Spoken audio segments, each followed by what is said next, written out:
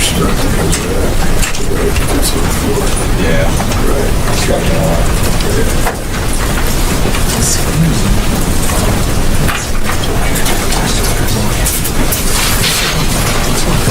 Everyone, please hide or remove your badges. Remind you say that.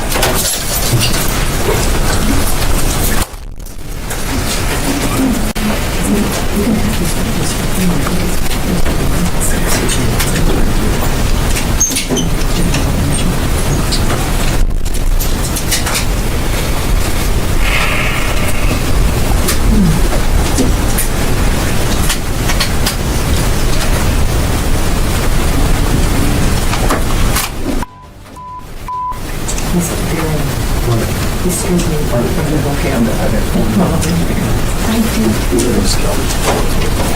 You all right? Yeah.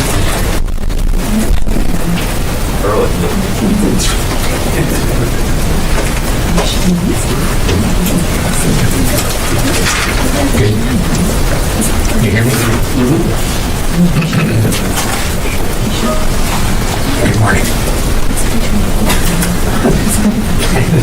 Thanks for saving the seat there.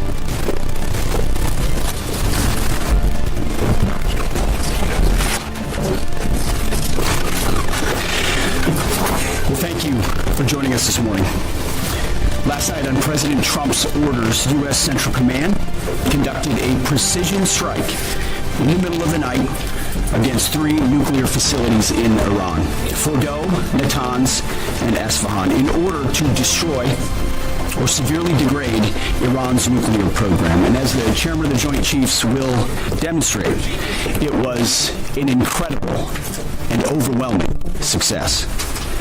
The order we received from our commander-in-chief was focused, it was powerful, and it was clear. We devastated the Iranian nuclear program. But it's worth noting the operation did not target Iranian troops or the Iranian people. For the entirety of his time in office, President Trump has consistently stated for over 10 years that Iran must not get a nuclear weapon. Full stop. Thanks to President Trump's bold and visionary leadership and his commitment to peace through strength, Iran's nuclear ambitions have been obliterated. Many presidents have dreamed of delivering the final blow to Iran's nuclear program, and none could until President Trump. The operation President Trump planned was bold and it was brilliant, showing the world that American deterrence is back.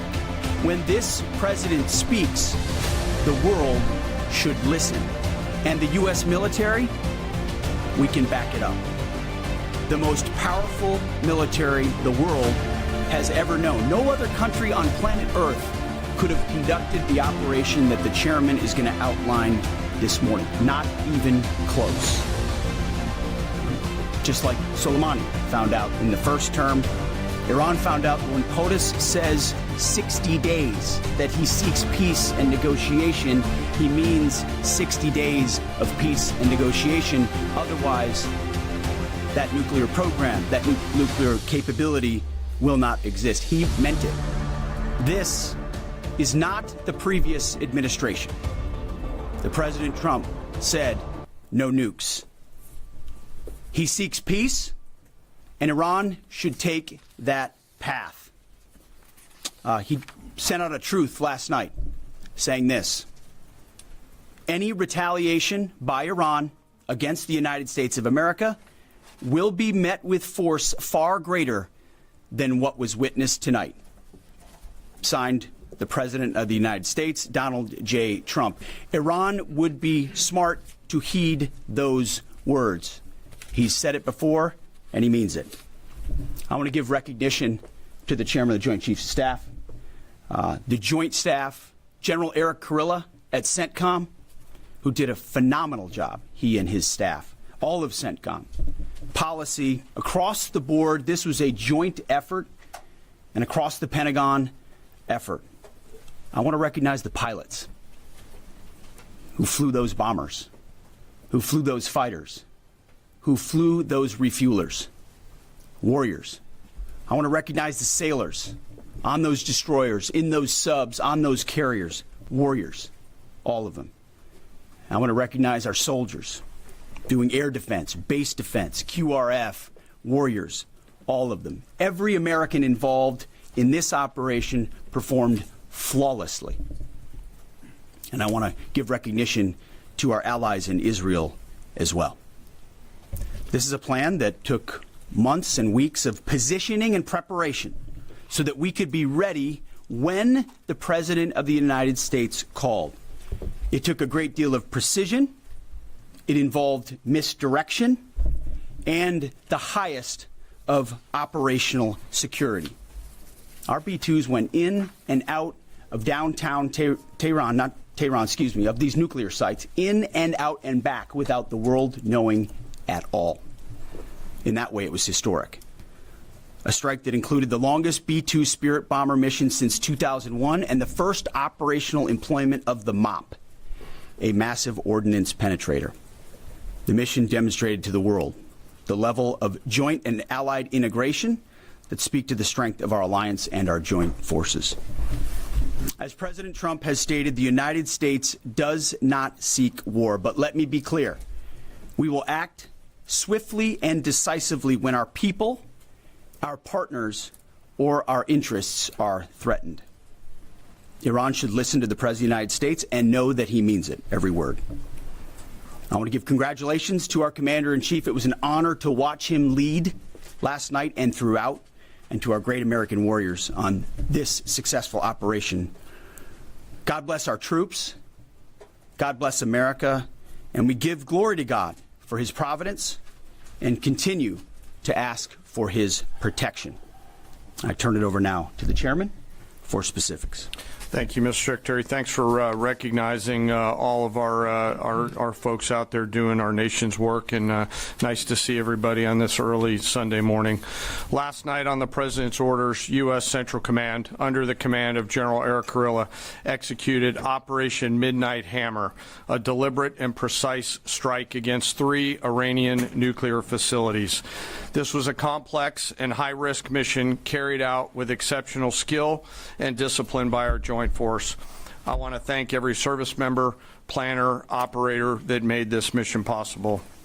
Their actions reflect the highest standards of the United States Armed Forces. This operation was designed to severely degrade Iran's nuclear weapons infrastructure. It was planned and executed across multiple domains and theaters with coordination that reflects our ability to project power globally with speed and precision at the time and place of our nation's choosing. This was a highly classified mission with very few people in Washington knowing the timing or nature of this plan. I'll refer you to the graphic on the side as I walk you through some of the operational details. At midnight Friday into Saturday morning, a large B-2 strike package comprised of bombers launched from the continental United States. As part of the plan to maintain tactical surprise, part of the package proceeded to the west and into the Pacific as a decoy, a deception effort known only to an extremely small number of planners and key leaders here in Washington and in Tampa. The main strike package, comprised of 7 B-2 Spirit bombers, each with 2 crew members, proceeded quietly to the east with minimal communications. Throughout the 18-hour flight into the target area, the aircraft completed multiple in-flight refuelings. Once over land, the B-2s linked up with escort and support aircraft in a complex, tightly timed maneuver requiring exact synchronization across multiple platforms in a narrow piece of airspace, all done with minimal communications. This type of integration is exactly what our joint force does better than anyone else in the world. At approximately 5 p.m. Eastern Standard Time last night, and just prior to the strike package entering Iran, a U.S. submarine in the Central Command Area of Responsibility launched more than 24 Tomahawk land attack cruise missiles against key surface infrastructure targets at Esfahan.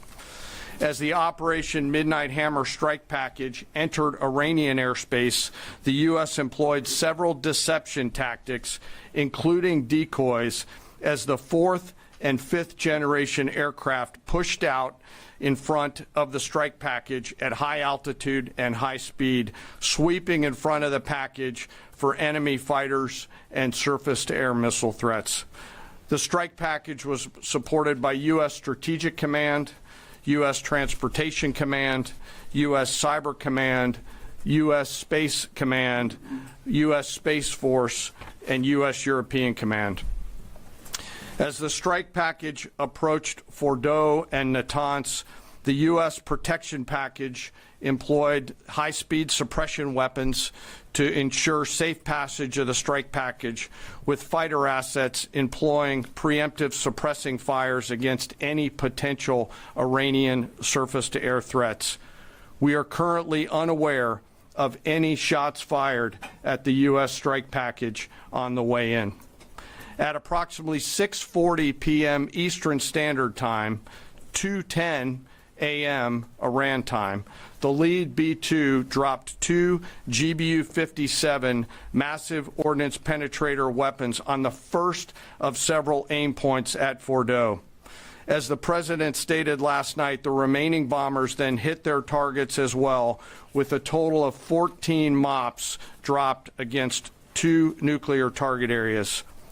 All three Iranian nuclear infrastructure targets were struck between 6:40 p.m. and 7:05 p.m. Eastern Time. Again, that's about 2:10 in the morning local time in Iran, with the Tomahawk missiles being the last to strike at Esfahan to ensure we retain the element of surprise throughout the operation. Following weapons release, the Midnight Hammer strike package exited Iranian airspace and the package began its return home. We are unaware of any shots fired at the package on the way out. Iran's fighters did not fly, and it appears that Iran's surface-to-air missile systems did not see us. Throughout the mission, we retained the element of surprise. In total, U.S. forces employed approximately 75 precision-guided weapons during this operation. This included, as the President stated last night, 14 30,000-pound GBU-57 massive ordnance penetrators, marking the first ever operational use of this weapon. I know that battle damage is of great interest. Final battle damage will take some time, but initial battle damage assessments indicate that all three sites sustained extremely severe damage and destruction. More than 125 U.S. aircraft participated in this mission, including B-2 stealth bombers, multiple flights of fourth and fifth generation fighters, dozens and dozens of air refueling tankers, a guided missile submarine, and a full array of intelligence, surveillance, and reconnaissance aircraft, as well as hundreds of maintenance and operational professionals. As the Secretary said, this was the largest B-2 operational strike in U.S. history and the second longest B-2 mission ever flown, exceeded only by those in the days following 9/11. Well prior to the strike, General Kurilla elevated force protection measures across the region, especially in Iraq, Syria, and the Gulf. Our forces remain on high alert and are fully postured to respond to any Iranian retaliation or proxy attacks, which would be an incredibly poor choice. We will defend ourselves. The safety of our service members and civilians remains our highest priority. This mission demonstrates the unmatched reach, coordination, and capability of the United States military. In just a matter of weeks, this went from strategic planning to global execution. This operation underscores the unmatched capabilities and global reach of the United States military. As the President clearly said last night, no other military in the world could have done this. I join the President and the Secretary. Welcome to Avani Abode, the largest BDA-approved villa project at Borigere Cross. Explore our Vastu-compliant 30x40 north-facing villas, hundreds of villas under construction, and we offer a large 30,000 square foot clubhouse with all major indoor amenities and 1 acre outdoor park. Related to operational security, something that was of great concern to the President, the Secretary, General Kurilla, and me, and we will continue to focus on this. As we stand here this morning, many assets are still airborne, and we have hundreds deployed. I ask that we keep our warfighters on their way home and our deployed service member in our thoughts. Our joint force remains ready to defend the United States, our troops, and our interests in the region. Thank you very much. We will take a few questions, Phil. Me? Yeah. So, is regime change off the table, Mr. Secretary? And to the chairman, you said the battle damage assessment is still ongoing, but do you believe that some nuclear capability in Iran remains?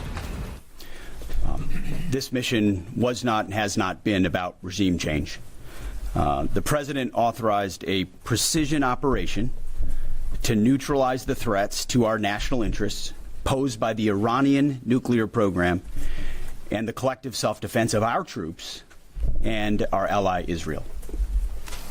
Thanks for your question. I think BDA is still pending, and it would be way too early for me to comment on what may or may not still be there. But thanks for the question. Green. No, behind you. Excuse me, Mr. Secretary, can you tell me, was there a particular moment when the president decided to pull the trigger on this operation where he said, now, rather than being, something in the holster, now we're going to pull the trigger on it?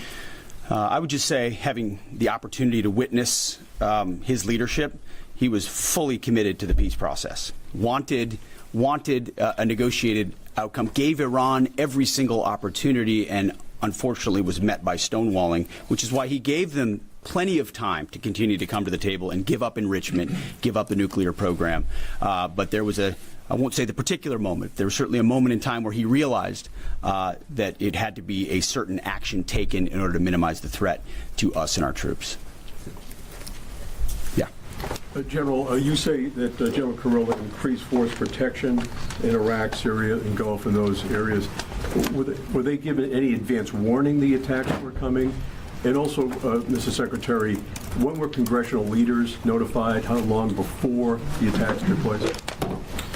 Sure. To your first question, the risk has clearly been rising over the last few weeks in the region. Based on that, and not a particular awareness of this operation, we've made smart decisions to minimize the risk to U.S. forces in the region. So you were given no advance warning? No, sir. And congressional? They were notified after the planes were safely out. Well, we complied with the notification requirements of the War Powers Act. The attacks, they were notified? They were immediately thereafter. Yes. Thank you, Secretary. Two quick questions. Do you believe you completely destroyed Iranian nuclear program? And how about Iranian ballistic missiles? Your ally as Israel always saying that is biggest threat.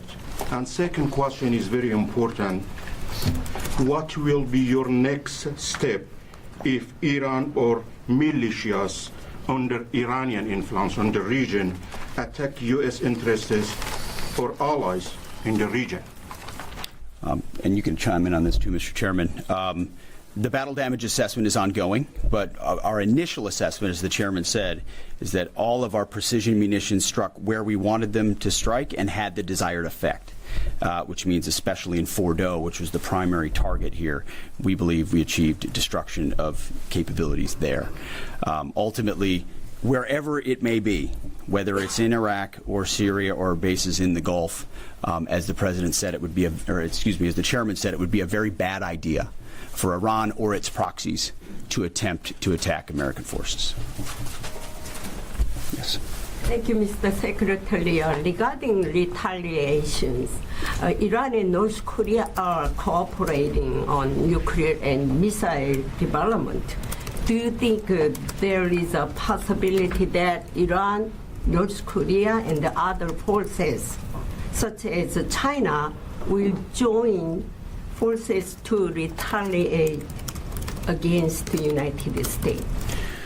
Well, unfortunately, because of the policies under the previous administration, we drove those countries together, and ultimately that creates a challenging environment. For this particular operation, the focus is on Iran and Iranian nuclear capabilities. That's our focus here, is to not just say that they can't have, but President Trump has said from over 20 years, frankly, Iran cannot have a nuclear weapon. And ultimately, he decided this is the moment, given their stonewalling, when direct military action had to be taken to prevent that from happening. Yes. Thank you very much. General Kane, I understand OPSEC, I respect OPSEC. Can you say at all what security procedures are being taken to protect U.S. troops in Iraq and elsewhere in the Middle East? And Secretary Hegseth, as a global war on terrorism veteran, what do you say to veterans who may be concerned the U.S. is getting into another open-ended war in the Middle East over weapons of mass destruction? Thanks, sir, for the question. I won't comment on what force protection measures are being taken in the region. What I will say is we're being proactive and not reactive, and being very thoughtful about ensuring that we do all that we can to protect our forces out there. And I would just say, as the president has directed and made clear, this is most certainly not open-ended. It doesn't mean it limits our ability to respond. We will respond if necessary. The most powerful military in the world is postured and prepared to defend our people.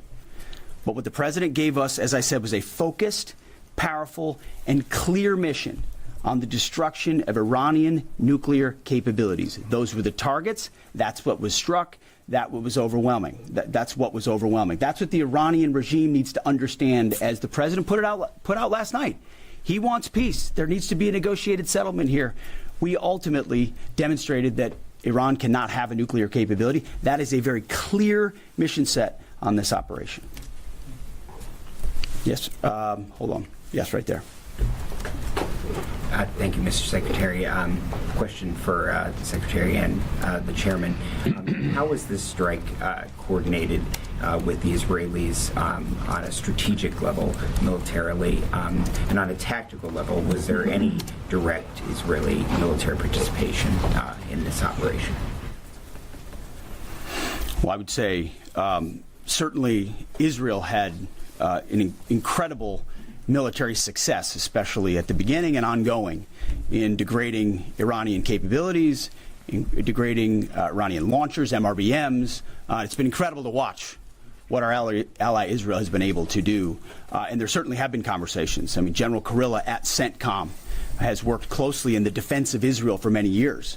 And part of this operation was the defense of Israel and the ongoing defense of Israel. But as it pertains to this strike, this was U.S. operated and U.S. led. We took advantage of some of the preparatory work that's been done over the past week and a half in terms of axis of approach. I won't get into the particulars, but as the Secretary said, it was a U.S. strike. We made sure we were not in the same piece of airspace and sky.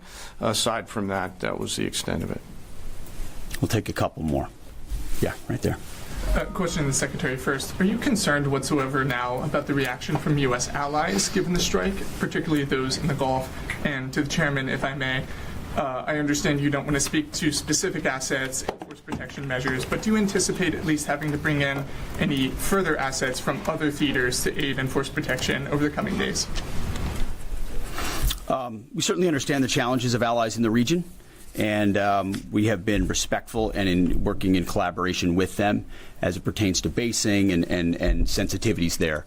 Ultimately, they've got a lot of assets and people in those locations also where American troops are co-located. So that's a consideration of ours. We've been in close consultation with them, and we appreciate the support that we have got. Thanks for the question on sort of the global picture. And as you know, that's one of my jobs, is to look globally at the entire range of challenges. We are always carefully considering our force posture around the world and then offering options to the Secretary and to the President.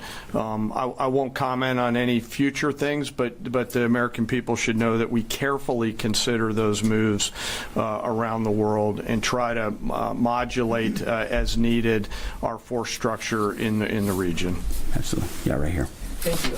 What communications are being sent to the Iranians right now, and is there any possibility of diplomacy now or in the coming days?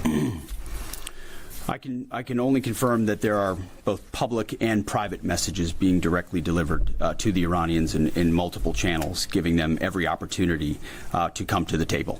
They understand precisely what the American position is, precisely what steps they can take to allow for peace, and we hope they do so. Yes. The president may not want an open-ended conflict. The Iranians may disagree. Are you prepared for a protracted war?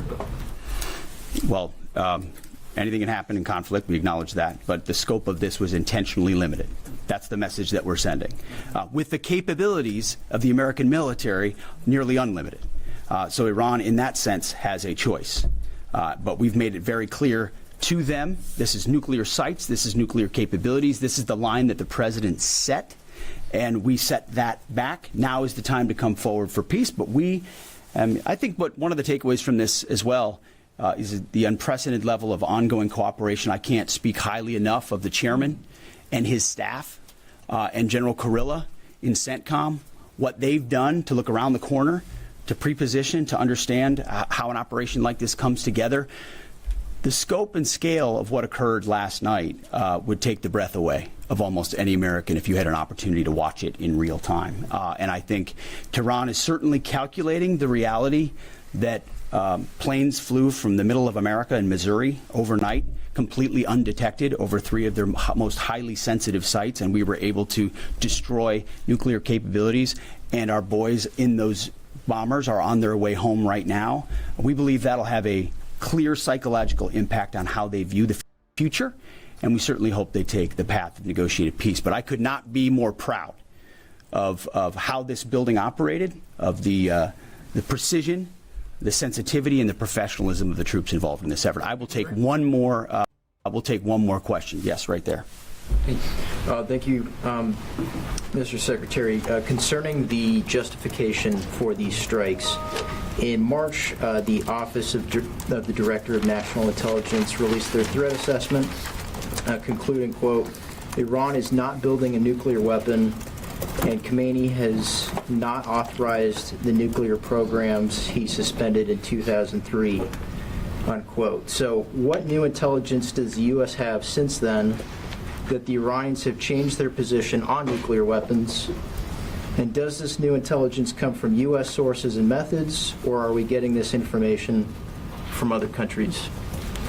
Well, I would just simply say that the President's made it very clear. He's looked at all of this, all of the intelligence, all of the information, and come to the conclusion that the Iranian nuclear program is a threat, and was willing to take this precision operation to neutralize that threat in order to advance American national interests, reduce the Iranian nuclear program, and obviously collective self-defense of ourselves and our allies. So he looked at all of it, understood the nature of the threat, and took bold action I think the American people would expect in a commander-in-chief. That's all we've got. Thank you very much. Appreciate it. Mr. Chairman. Thank you. Mr. Chairman, do you have any of the WC-135s up to check for radioactive material in the atmosphere?